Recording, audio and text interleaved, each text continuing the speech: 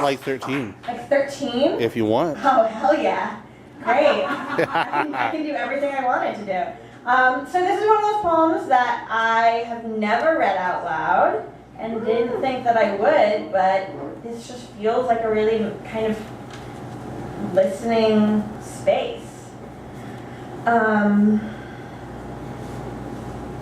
Yeah. Wow, this is scary. Prayer after the man who taught me about prayer. Father, mentor relationships are important. My boss nods as if, what a casual thing I just said. Child. A says, do you have any questions for me? T says, what is love? A says, I'm going to defer that question to Lauren. It's not a funny joke. Naming is the first magic. You taught me that. What we name, we call into being. You taught me that. A name is the body a wish makes. You taught me that. You. I won't say it clearer. I never invited you into my mouth. I won't start now.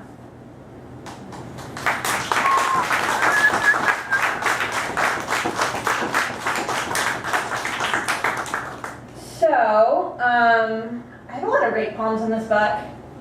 And, it's funny because it would be kind of nice to be like, oh, like this horrible thing happened to me, so I have all these poems about it.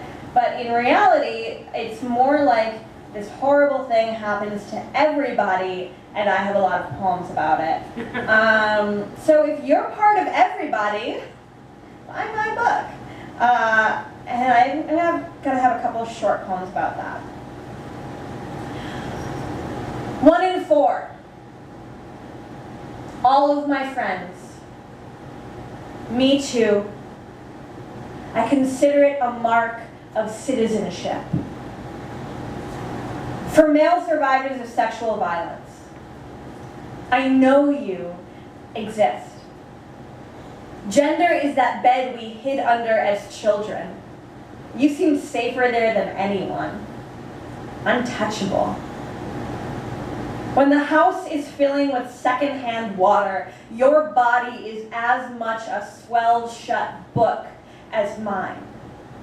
The bed is just fabric folded.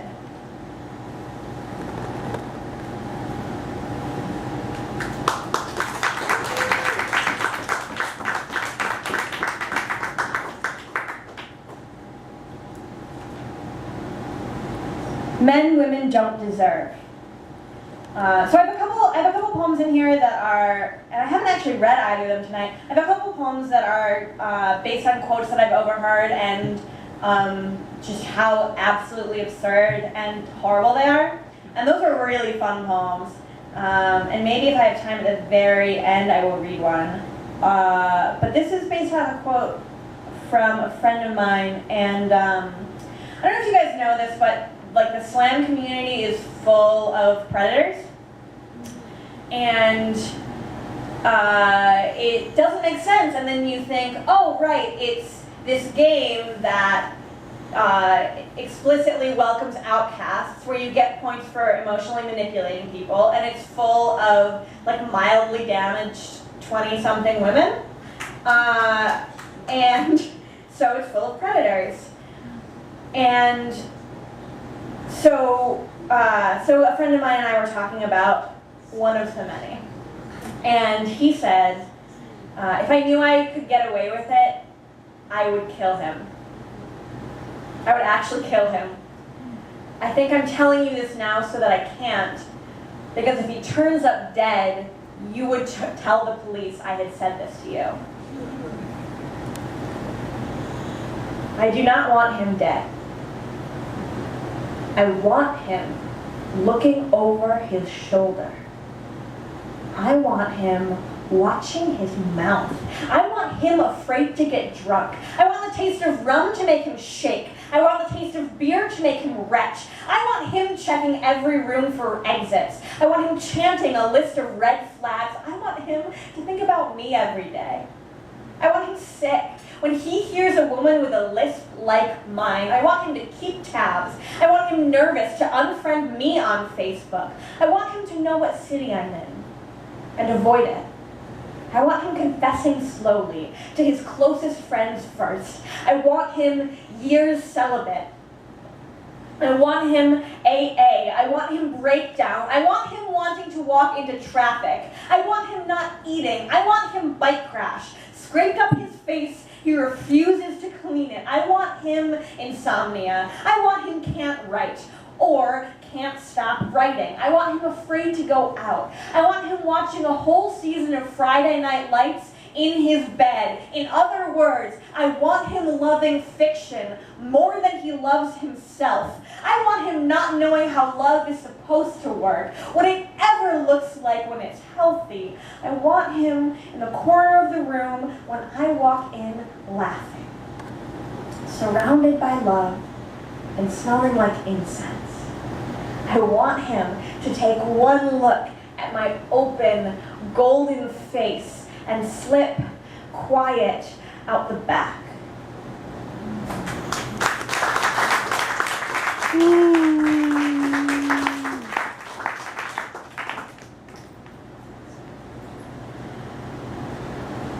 Okay, this is the other poem that I didn't think I would ever read in the set. It's called Contronym, which for the non-encyclopedic of you, a friend of mine shared this word with me. It's a word that is its own antonym. So, like, cleave can mean to join together or to split apart. It's a contronym. Dust, right? It's either taking dust away or adding dust. It's called contronym. The man who the word man represents in every poem pronounces my name wrong. My name is not at home in a mouth shaped to shape words like rum. When I say rum, it sounds like a child's imitation of a car engine when he says rum. It sounds like the name of a god. In his mouth, my name smelled like jasmine. In his mouth, I was a crawling bougainvillea. I was sitting with no bra on the flexing edge of his machete. I was promise of sugarcane. He told me I tasted like custard. He told me I was smooth beyond my years. He pronounced my first name beautifully, like rum, reverent and strong. When he pronounced my last name, it sounded like a stranger. Who's that? Rum made me a car engine, making weak protest, so he put his fingers in me. I remember the way his voice sounded. I'm tired of remembering.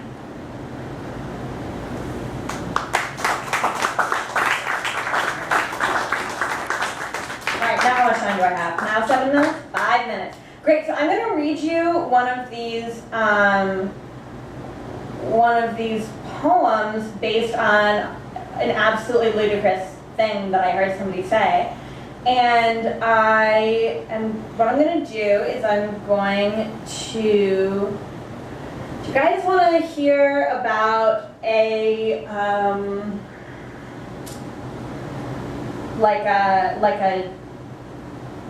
gender absurdism or race absurdism? Gender. I heard mostly gender. The race poem is awesome, so it's on page 35 for all you guys. Okay. For my ex-boyfriend who said to me, "I'm not entitled, I just think I deserve this." I'm not a spider, I just think I'm absurdist. I have no lighter, I just give you a slurred kiss. I'm not suicidal, I just wanted to hurt it. I'm not a wino, I just know what I blurted. I'm not too ice cold, I just feel like I serve shit. I'm not a fighter, I just speak in a curt hiss. I'm not too primal, I just drink all my own piss. I have no title, I just know that I'm learned. I'm not the climate, I just know I'm the hurtist. I can't get hired, I just look way too girlish. I'm not fine china, I just think I'm a purist. I'm no insider. I just know that I've heard shit. I'm not in psycho. I just thought you'd have learned this. So my mindset with some of these is like, you know, you hear someone say something like that, and it's like you can't argue against it, because obviously, like, someone is just living in like a topsy-turvy nightmare world, and it's like all you can do is try and shine a light on how ridiculous it is. Okay, so I'm going to do one more poem, and I'm going to give you another option because you guys are really good at telling me what you want, which is awesome. So there's a poem that I'd like to end sets on that is sort of a fairy tale, and I would kind of ask everybody to come as physically close to me as possible so I can go off mic and it can be like story time. And if you guys aren't cool with that, then I have another great angry poem. You guys don't want to move, is what I'm seeing. Fantastic.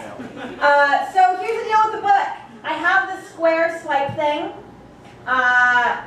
I know the money capitalism struggle, so 10 to 15 is all fine.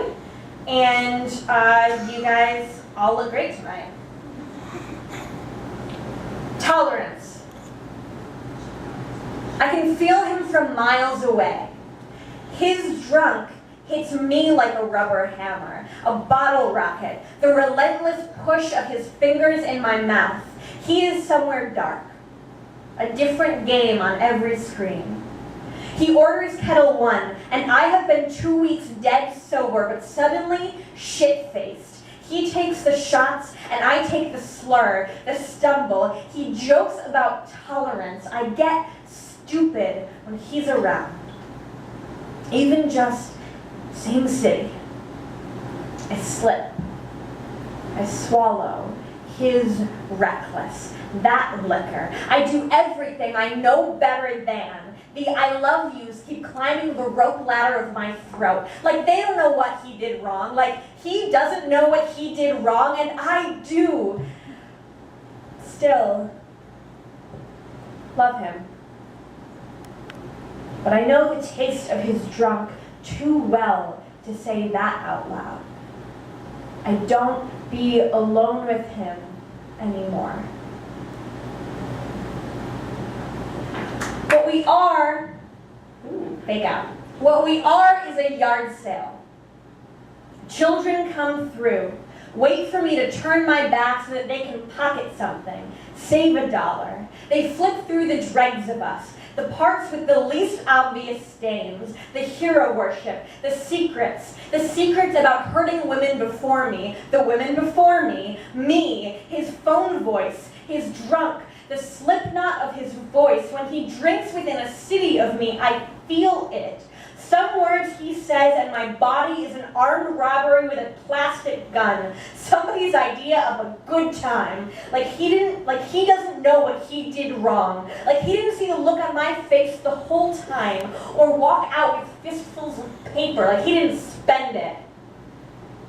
When I don't laugh at his jokes, he says to me, "This can't be our relationship forever. You just shaking your head at me." Asks me if I'm still mad. Mad? No. I'm sober.